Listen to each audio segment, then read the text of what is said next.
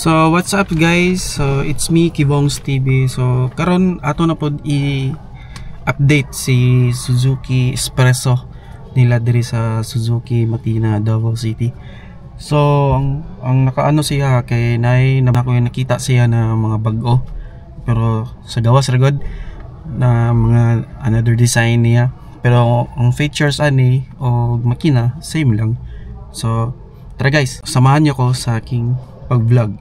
So okay guys, mo ni si Suzuki Espresso 2025 model.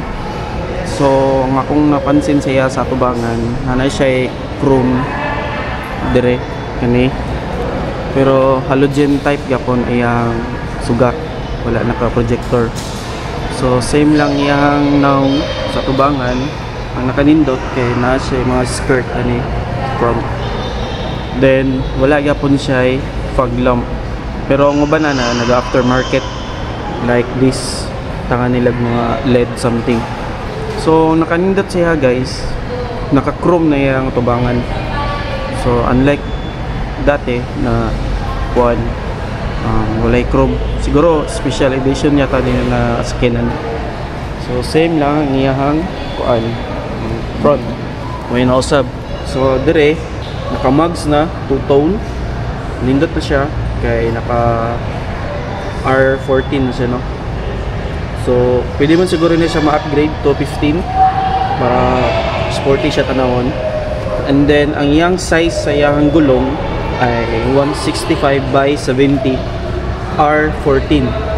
So 14 iyang inches siyang mugs. Pero ang iyang kuan ground clearance same lang, walay na usab. Tapos dili pa rin siya hybrid. And then diri sa kilid mo na akong giingon siya sa inyo na pag-o. So siguro special edition yata ni na kuan na version kani sa Espresso. Kaya na naman sa mga ingani diri accessories, side skirt ni and diri side lang. So nindot siya tanawon guys kay silver ang iyang lines and black. Tapos red ang color sa skinan. Tapos old school gapon ang iyang design diri sa doorknob, susi. Then mo na yang side mirror. So mo na ang side ni Suzuki Espresso.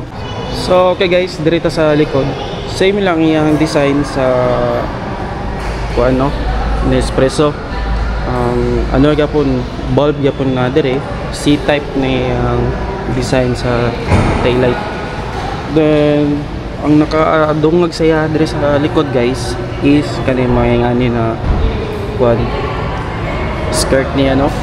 So nindot na siya tanawon and nana sa pod siya sensor dire inig mag-atras. Tapos manual yapon iyang kuan sa likod. Pero kanina sa kanan wala siya wiper sa likod, pero na siya third signal light dire sa likod. Pero ang nindot ani naunta di siya wiper, no? Para makita sa driver na kung hugaw kayo, so ma-wipe ang kuan. Pero mamay gi kuan ni Suzuki Philippines, so mo na yang gikuan. So kanina siya another lines dire guys, no? Mura siya spoiler tanawon. Guwapo siya tanawon. Cute. Tapos same lang gapon ang dire na side sa passenger. Okay. Okay guys, direta sa side sa driver. So amo ni yang kilid plastic. Pero ang nakanindot na siya ingani na chrome. Dili siya chrome.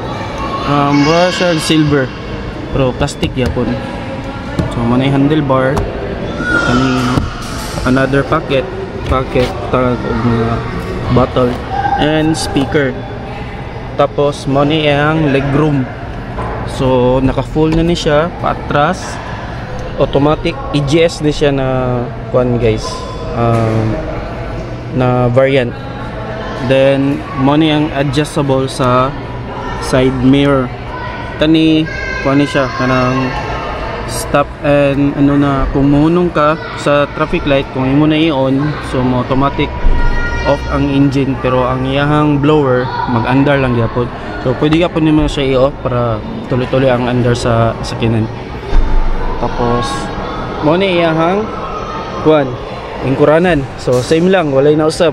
So wala siya kanang adjustable dire sa yung headrest. So okay guys, nata dire sa sulod ni Suzuki Espresso. Walay na usab, same lang. Pero ang naka kuan sa yaha, mo ni ang nadungag. Kani. No, nindot na sa tanahon. Kani. So murag special edition yata ni na kuan na espresso. Kaya na naman siya mga ano additional. Kaya nakita ko sa pikas na variant, wala yung mga ingani na kuan. Mga ingani, mura siyang silver. Tapos kani center mirror and suga. Ninay no, lubat. And wala siya yung mga salamin dire. Grabe kanipis. Grab bar, handlebar, and speaker sa passenger. Kani box mga gamit. Kani another tanganan mga gamit. Tapos same ra pod diri sa passenger side, guys. Na siya ingani na silver color. And then manual gyapon ning iya mga switch sa iya mga aircon, kani blower. And then nakanindot sa iya na siya USB port. Tapos napod siya 120 watts na tangana og kanang dashcam kung na yung accessories. And then grabe ka layo ning iyang tanganan og mga gamit diri ug kaning butanganan og mga cup. Tapos kani iyang transmission na handle. So cute kayo. Cute kay mga butkandre mga butangan, mga info niya, reverse, neutral. And nakanindot siya kay EGS na siya manual mode. So pwede nimo siya i-manual kung mga sakasaka na mga dalan. So dili gapon siya mga bitin. And then kani hazard mo ni ang switch sa power window. Tapos mo ni ang touchscreen na info system. So karon wala mong koy susi na ni Espresso. So mo ni ang iyang naka digital ang iyang speed na makita niyo, guys. Dili siya analog. Tapos okay lang ang iyang legroom sa tubangan. And then naay Andre handbrake. So naman siguro yung mga uban accessories ani sa Shopee. So check lang ninyo kung unsa pa yung mga possible accessories ni Suzuki Espresso. Tapos ang iyang presyo nasa 724,000. So ako ibutang sa description ang mga monthly at saka SRP niya. Pero kung diri sa Mindanao, mag-additional yata og 50,000 para sa delivery. Kay lahi og presyo ang Manila, lahi og presyo diri sa Mindanao. Mag-additional 50,000 na sila kay apil na diha ang delivery na kuan bayad. So okay guys, dito ta sa likod. So okay guys, nata diri sa likod no. So naka-anuhan ni sa likod, wala siya speaker. Same lang gyapon, wala speaker. Tapos ang nakadungag na lang siya ingani na design. Sad to say, dili siya kuan power window ang sa likod na sa pasero. Manual ni siya, old school. Gyapon si Suzuki mga old school na mga design no. Tapos mo ni iyang legroom. So expected dili na siya ma-adjust. Mo ni iyang standard na lingkuranan. Tapos dire na area walay mga pocket. Pero diha na ay pocket. Pero gamay lang. Walay mga kuan kanang USB port. So dito sa likod, sakay ta. Alright. Mga likod guys. Right. Oops.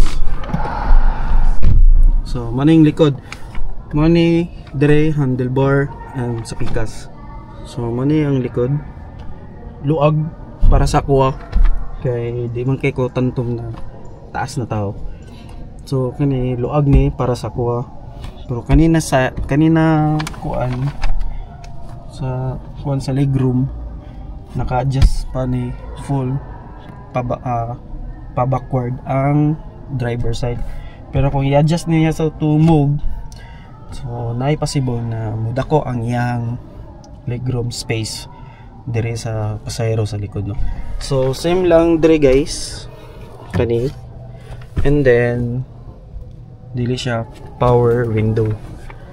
Ang nakanindot ni Suzuki guys, nakoy napansin siya kaning sa yung seat belt.